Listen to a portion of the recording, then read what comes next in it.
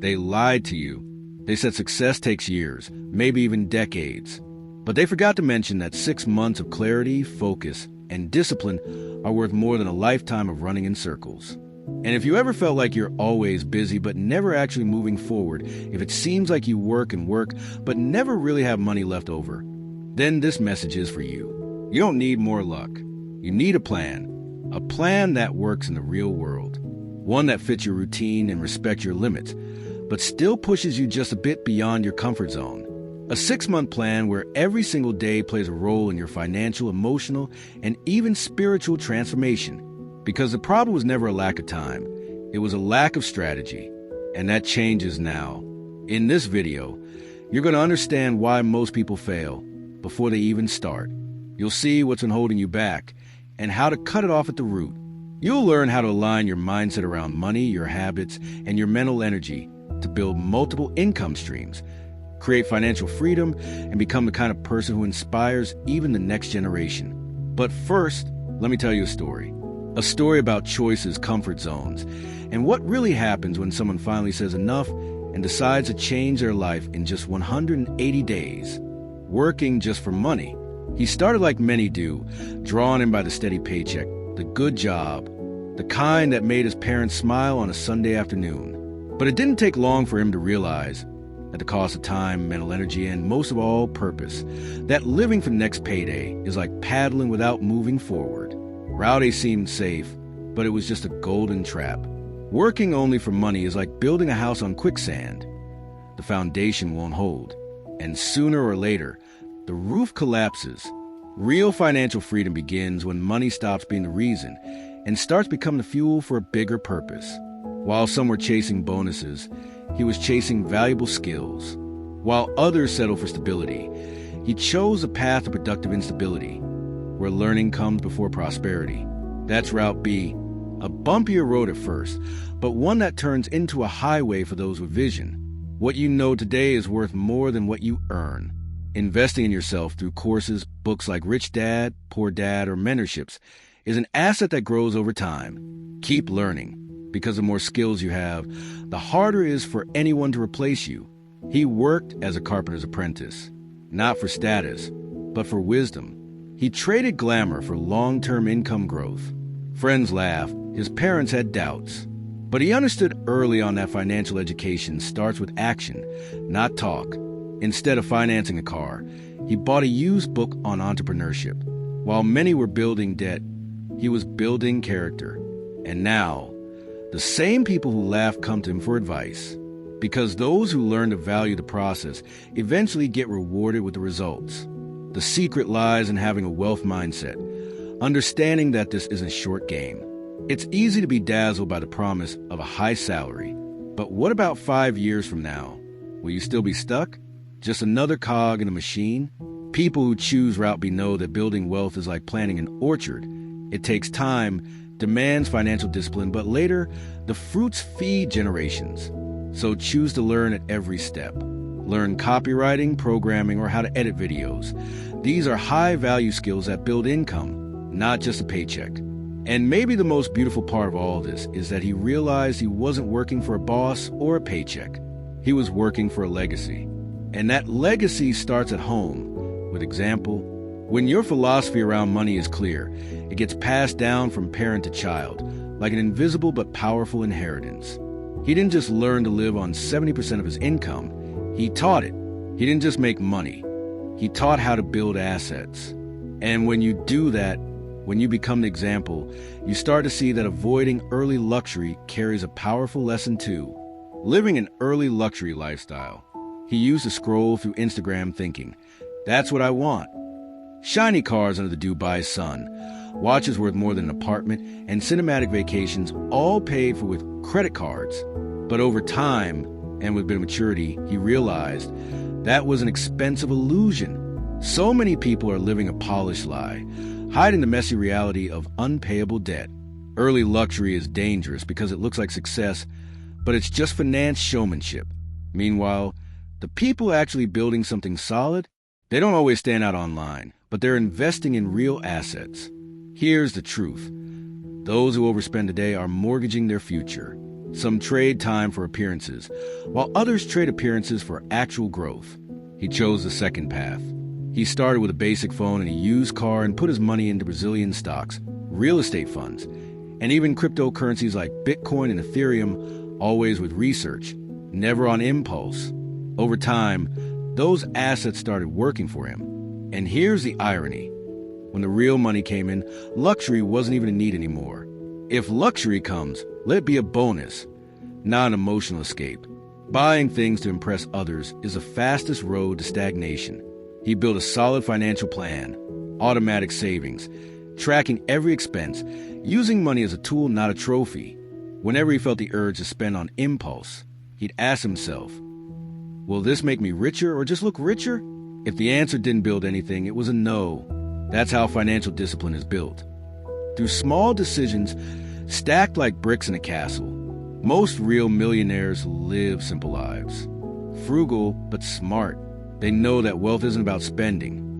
It's about managing spending and knowing where your money is going. You can eat well, dress well, and live well, but within a monthly plan that actually makes sense. You know what else? He gave 10% of everything he earned to charity. That taught him gratitude, detachment, and something curious started happening. The money seemed to come back multiplied. When you give with purpose, life gives back with interest. And it was in this contrast between image and substance that he began to see something bigger. True luxury wasn't the imported car. It was sleeping in peace. It wasn't a designer clothes. It was financial independence. And that freedom, that freedom only came because he realized early on that trying to buy a lifestyle before buying financial education is like decorating a house that hasn't even been built yet. And that's when it hit him. If he had to rely on just himself, maybe he wouldn't be able to keep growing, trying to do everything alone. For a long time, he thought handling everything on his own was a sign of strength. But guess what life taught him the opposite? He found out that trying to carry the whole world on your shoulders is the perfect recipe for stagnation. Great empires aren't built by lone heroes, but by visionaries who learn how to collaborate. The truth is, financial intelligence also means knowing where you're strong and where you need help. Because while you're busy doing all, you're robbing yourself of time, energy, and the chance to grow.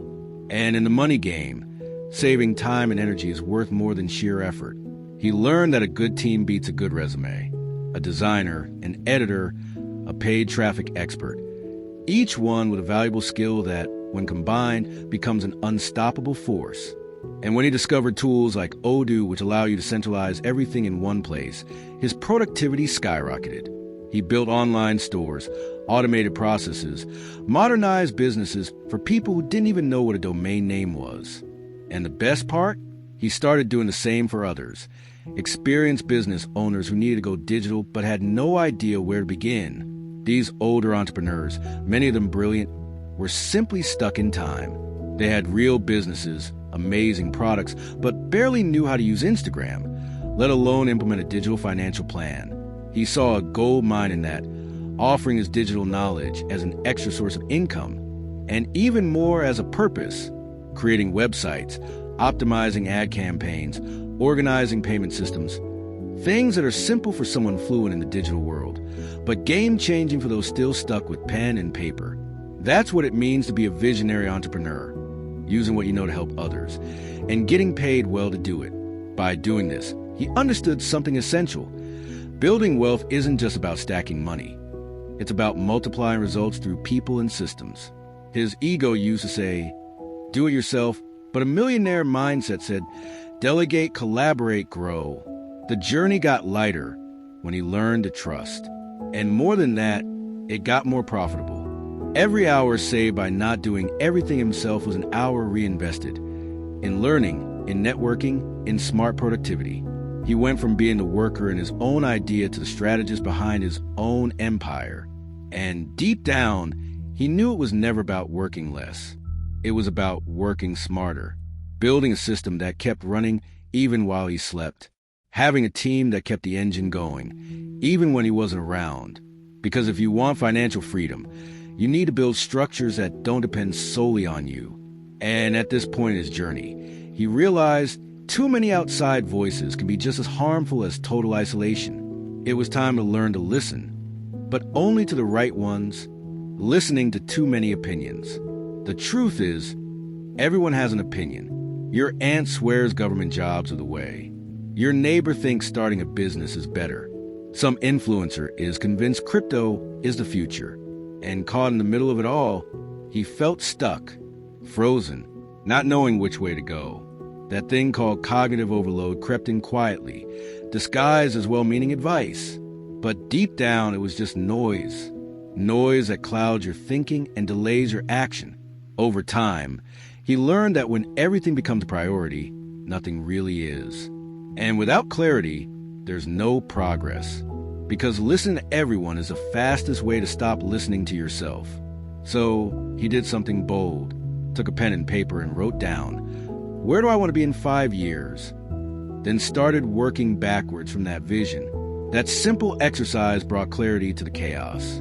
Instead of chasing random voices, he started following real mentors, people who had actually gotten to where he wanted to go. He realized not all opinions carry the same weight, and that changed everything. He chose a few key pieces of advice, but followed them with consistency. Books like The 4-Hour Workweek by Tim Ferriss or The Infinite Game by Simon Sinek began to guide his decisions, not his Instagram feed. He started using what he called an invisible filter. Before accepting any advice, he'd ask, does this person have the results I want? If the answer was no, the advice was politely dismissed. And listen, that's not arrogance. That's financial self-awareness. You need to know who deserves space in your mind. Because mindset is environment. And if the environment is toxic, messy, or confusing, you'll stall. The answer isn't doing more. It's doing less with more intention. Choose wisely, act strategically, adjust with humility. He also learned to listen to himself. Yes, to his own voice. Because sometimes the answer we're looking for out there is already inside. It's just buried under too many other voices. He started writing in a personal journal every night. Ideas, plans, fears, lessons. It cleared his mind like a cold shower on a hot day. And you know what happened? Action came back. Focus came back. That internal drive, it returned. Because when your mind is light, your body moves with power. That's how he got back on track. A path led by continuous learning and firm decisions. But just when he thought he had things under control, something was still holding him back. It wasn't outside advice. It wasn't a lack of skill. It was something more subtle. An internal barrier that no technique or mentor could fix. It was the ego. And that, my friend, takes a different kind of courage. Being driven by ego. He thought he knew a lot, maybe too much. And that might have been his biggest mistake. Thinking that knowing was enough. His ego, disguised as confidence, made him ignore valuable advice, reject constructive criticism, and shut himself off from anything that didn't confirm what he already believed. But here's the thing, ego doesn't build. It isolates. And nobody grows in isolation. Ego is like tinted glass between you and the truth. You can kind of see it, but it's blurry, distorted. And it wasn't until reality hit hard, as it usually does for those who won't listen, that he realized ego was slowing down his transformation. Jim Rohn used to say, it's what you learn after you think you know it all that really counts. And finally, he got it. He stopped trying to look strong and started investing in himself, genuinely. He read books like Outwitting the Devil and Ego is Enemy, and they made him face his reflection without filters. He replaced, I already know, with what can I learn here? He made room for financial education, for mentorship, for adjusting his financial strategy without feeling less than, for not having all the answers. And that's when things started to move faster, when arrogance stepped aside and humility took the lead. Ego makes you dream of the mountaintop without wanting to climb. It wants a prize, but not the price. And that's the trap. Because at the end of the day, building wealth isn't about collecting trophies. It's about committing to the process. And the process demands humility. It demands going back to square one if needed, learning from those ahead, starting over with an open mind. He realized that the more he knew, the more he understood he was still a beginner. And that didn't make him smaller. It fueled his next level. So often, ego hides behind big goals. But Big goals without a solid foundation just turn into pressure. He used to think he had to show quick results. But he swapped urgency for discipline, vanity for progress, pride for continuous improvement. He started asking more questions, listening more deeply, studying with more purpose. And because of that, results finally started to show. Less flash, more passive income. Less seeking approval, more focus on serving. The ego wanted applause.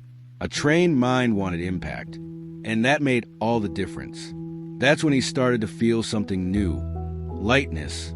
Because when ego steps down, life flows. Listening becomes learning. Mistakes become adjustments. Falling becomes fuel. But there was still one challenge ahead. One invisible habit that eats away at any chance of real growth. It wasn't vanity. It wasn't rushing. It was a subtle but corrosive habit of always pointing the finger at others, blaming others. At first, he didn't even notice. It was automatic. If something went wrong, it was the boss's fault, the economy's, the lack of support, the weather, the algorithm. There was always someone or something to blame. And sure, that brought some relief for a while. But here's the danger. The more we blame the world, the less control we have over our own lives. It's like handing over the steering wheel and then complaining about the direction. Financial freedom begins with radical responsibility. You might not control everything, but you always control how you respond to it. Then he heard an old Chinese proverb. He who blames others has not yet begun the journey. He who blames himself is halfway there, but he who blames no one has arrived. That hit him like a lightning bolt. From that day on, he swapped the magnifying glass for a mirror. He stopped looking for who to blame and started looking for patterns. Where did I go wrong? What can I improve? That's what financial self-awareness looks like in action.